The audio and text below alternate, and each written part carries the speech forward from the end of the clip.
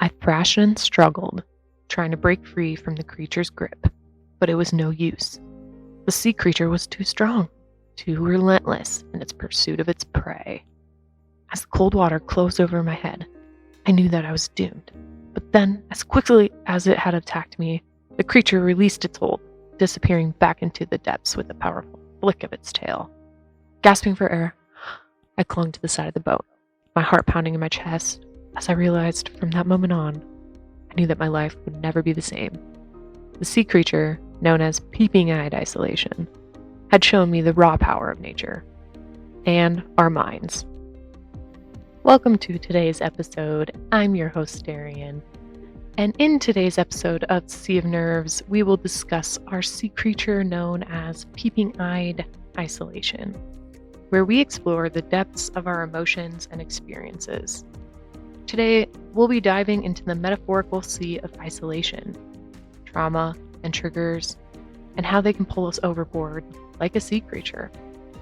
We'll discuss the ins and outs of the mind, body, and spirit, and offer listeners motivational hacks to help relieve isolation and the inspiring ways we can climb back aboard, even when isolation creeps to the surface. So before we get started, let's just go ahead and take a few deep breaths, set an intention, and let's get acquainted with this step. So let's breathe in and breathe out. Do this a few more times at your pace, and pause this recording if needed. In last week's episode, Chaos to Reorder, we discussed ways to rebuild and manage our foundations of our structures, in which we will continually have to destroy and rebuild, especially along our healing journey. But what happens when isolation creeps to the surface and pulls us under? It can feel like a slippery trap we just might never escape. And have you ever felt like this? Like you were drowning in isolation? Like you were stranded in the middle of an endless sea with no one around to help you just stay afloat? Man, I myself, I've felt this time and time and time again. I have felt alone. And especially as I work through my people-pleasing tendencies and my social anxiety, and even realizing the triggers and traumas that lay there that even caused them to begin with, I have this need to put everyone before myself. And this really contributes to my feelings of isolation.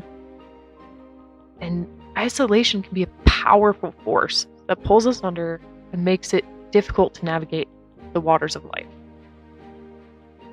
But just like a sailor who learns to swim and navigate the waves, we also can learn to stay afloat in isolation. We just have to seek out the right connections and the right support. It doesn't mean it's going to be easy. It doesn't mean that it's something that's found right away. You have to take your mindset and be willing to correct and go, I am wanting to draw in these aspects of people. And maybe for you, it's something different. For myself, it's people who celebrate who I am, people who hold me up and support me when I'm down and when I'm up, people who listen to me and make me feel seen, make me feel validated, make me feel heard in small conversations, one-on-one conversations, people who can put their phone down and celebrate the moment of us. That to me is a connection. That to me is support. And that's when I'm talking about just finding what works for you. And it's not an easy thing. You have to find your mindset, right? You have to find what you want in a person, what you want in your life. And then that will help you in seeking out those common connections and support you're needing along this journey. And as I said, it can be a difficult task, but I want you to know that this podcast and community is your connection and support network. You are safe here. You are validated here. You're seen here. You are heard here. Your words, your voice, your ideas, they are worthy. And I want you to feel that here.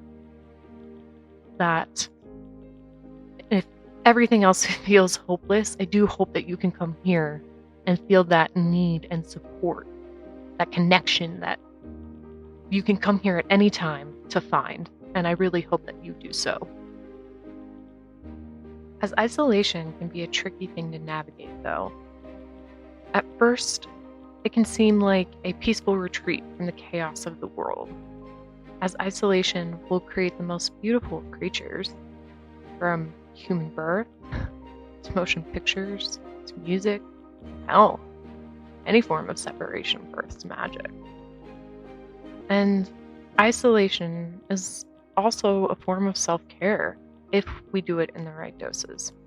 And when you know what's right for you, of course. But as time goes on, it can start to feel suffocating and lonely. It's like being stranded in the middle of the ocean with nothing but the vast expanses of water surrounding you. And just like in the ocean, there are creatures that can pull you under. Isolation can feel like a sea creature that drags you down into the depths of loneliness and despair. It can make you feel like you're drowning in your own thoughts and emotions. And we would all be lying to ourselves if we didn't admit that it's scary as fuck. It's scary. And it's why it's easier to remove ourselves from society, from our communities, family, friends, and loved ones. To sink into our traumas is a scary dive. And it's a dive not meant for the lighthearted. But we already know that's not you, don't we? We know it's not you, because you wouldn't be here listening to this today. But our traumas and triggers can exasperate. There we go. I got it. Yay! Exasperate this feeling of being lost. And when you've experienced something traumatic, it can feel like you're constantly being pulled back into those dark waters. Triggers can be anything that reminds you of that trauma or any trauma. And maybe you're not even subconsciously aware you're getting triggered by a trauma. That's very, very common in all of us. Until you have the awareness to look at the trauma and the trigger and ask yourself, hey, wait, why am I feeling like this? What caused me to feel like this? Is this my emotion? Is this someone else's emotion? Or am I scared? Am I excited? What is this feeling that I am feeling? Because triggers can be anything that remind you. And it could be a smell, it could be a sound, it could be a phrase, just a memory. And these triggers can be difficult to navigate when you're already feeling isolated. It can be hard to find the strength to swim back to the surface when you're constantly being pulled under by these past experiences. And it goes back to when I talked about finding the spirit first. These past experiences will keep pulling you down until we face the spirit. We have to be willing to face ourselves and go, how do I want to express myself? How do I want to show the world who I am and not be afraid of the validation from the outside world or be afraid of what people think of us? It can be as simple as asking yourself, would you treat a friend, hell, a stranger, as hard as you're treating yourself? If you cried like I did asking yourself this, just know you're not alone. I cried like a big old baby. Like, why am I treating myself like this? Why am I so mean to myself? I want you to know you're not alone. Let those tears fall. Just let them fall, baby doll. You deserve to let them fall. And I let them fall, and I felt a lot better after I did. Trust me on that. But I want to pull it back into the trauma and triggers, because as I realize I've been traumatized and triggered, I meant mistakes happen. We're humans. We're not perfect. Excellence does not require perfection. So, triggers, I realized my own triggers were making me feel this self-shame. If I relaxed for more than 2 hours, I would self-shame myself.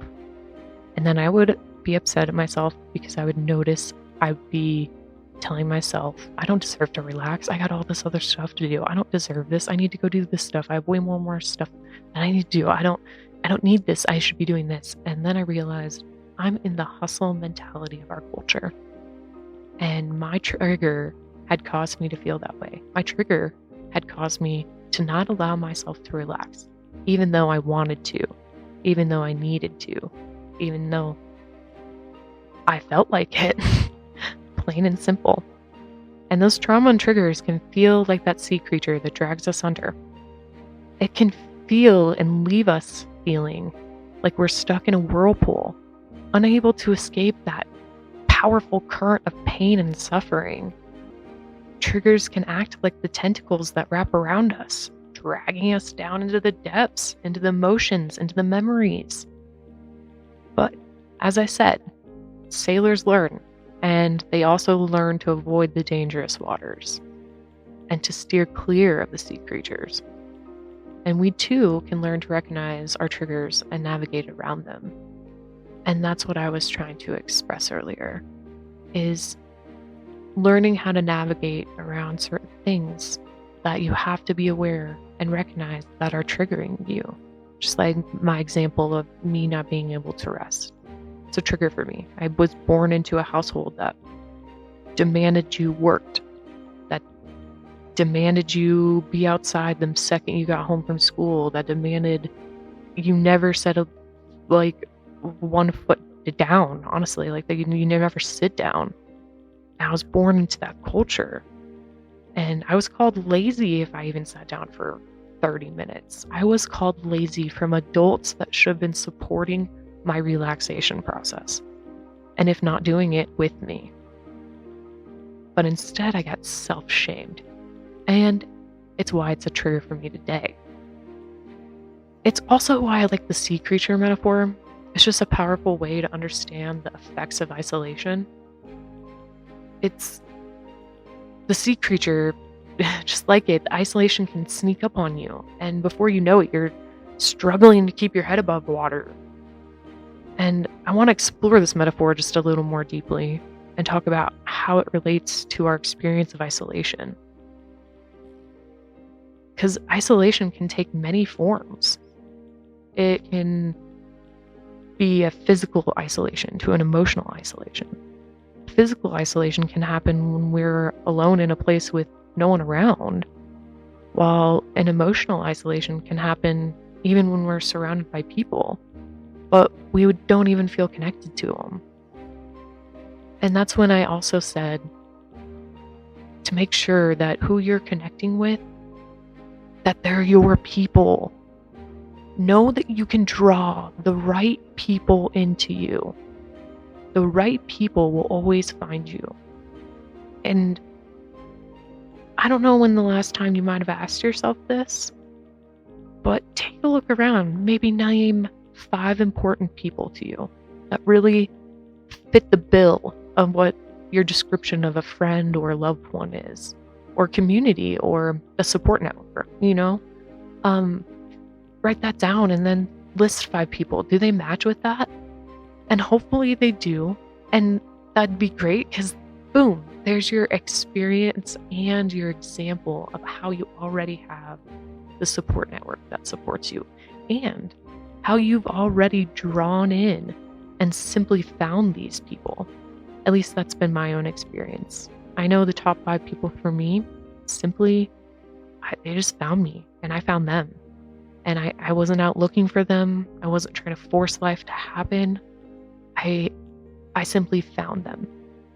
And that's why it's important to have those connections that make us feel like we are seen. and that we're surrounded by people we actually can connect to. Also, did you even know that there are different types of isolation? Because I was unaware. There are emotional isolations, social isolations, situational isolations, and actual chronic isolation, all in which impact our mental health. And you might be asking, all right, cool, Darren, great for all this information. What do I do now in this difficult experience I'm experiencing? And it's why we will dive into coping strategies that help us deal with it. From reaching out to the people and others that support us, that match the bill of our description of who we need in our life, take the time to do that. Really do so. Because when you isolate yourself for some self-care, you'll know who to draw back into, or maybe one person at least to connect to when you're feeling maybe a little too isolated. You can refer back to this list and go, you know what, I know I can count on this person to help me because, boom, here's my evidence. I simply just found them and they found me and they support me. They hold safe space for me. And I'm going to reach out to them to get me slowly back into the social connection.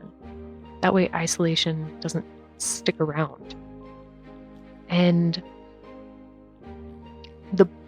what I was talking about is the important strategy is just finding the one that's effective for you and your situation at the time.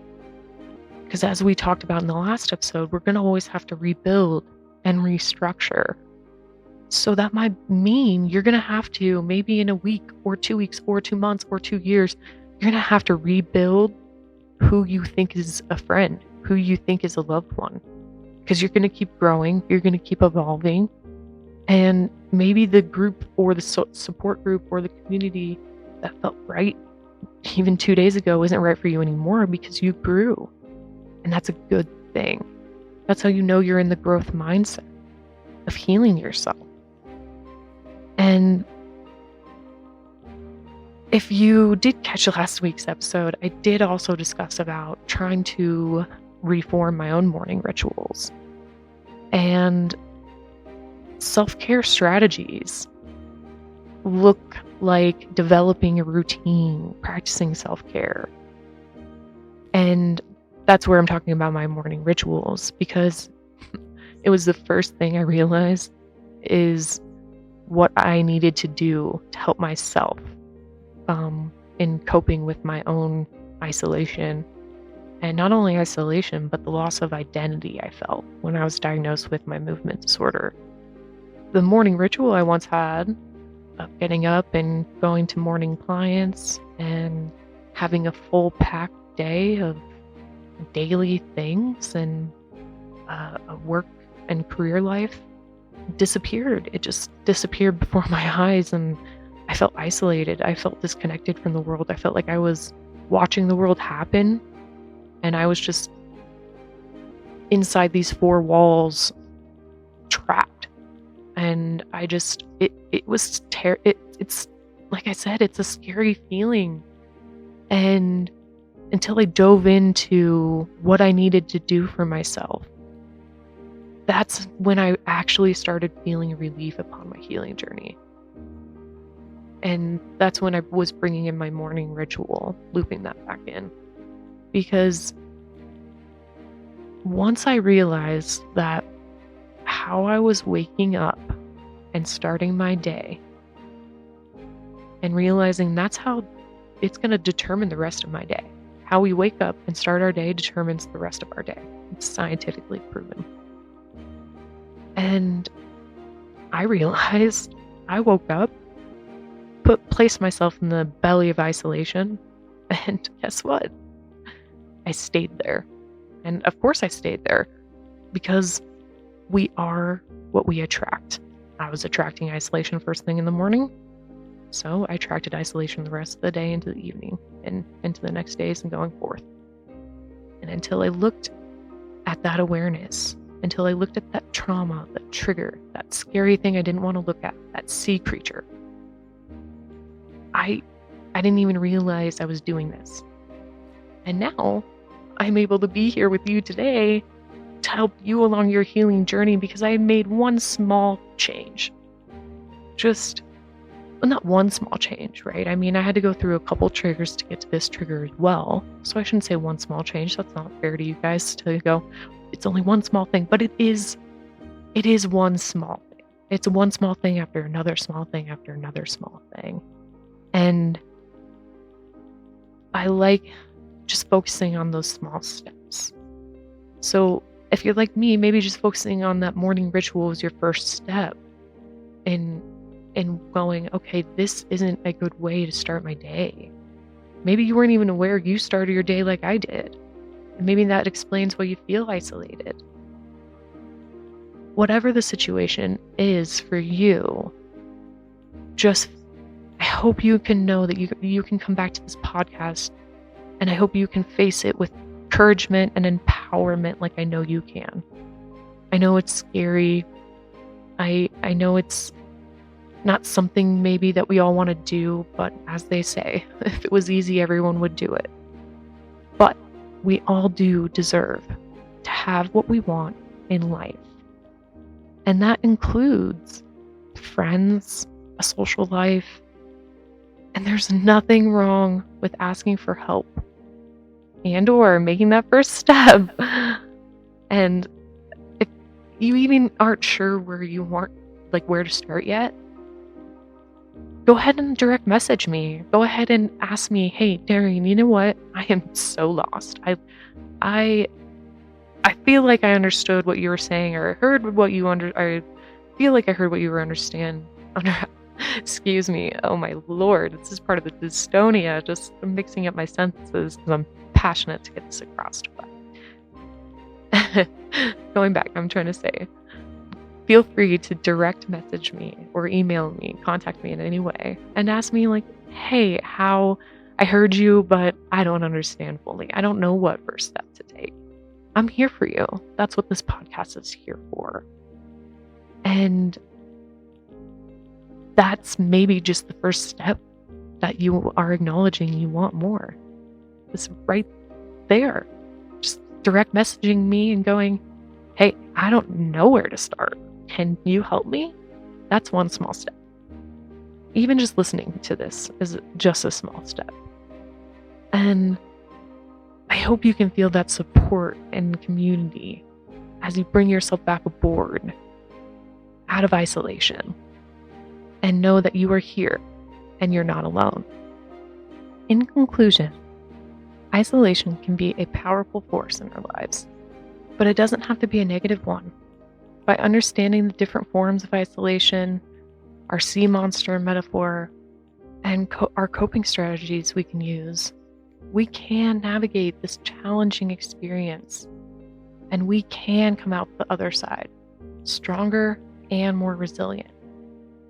Remember, even when we feel like we're lost at sea, we're not alone. We can reach out to others for support and guidance, and we can learn to stay afloat even in the roughest of waters. So don't let that sea creature of isolation or those traumas and triggers pull you under. Instead, let's learn to navigate the waves and find our way to safer shores. Thanks for listening, and I hope to see you next time as we also discuss navigating through anger. Until then, please remember, you deserve the life of your dreams.